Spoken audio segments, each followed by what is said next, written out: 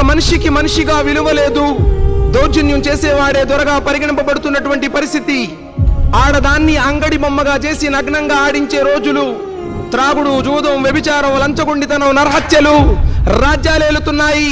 దురాచారాలు, మూఢనమ్మకాలు, కాల్పానికి సిద్ధాంతాలతో సమాజం విలవిల్లాడుతుంది.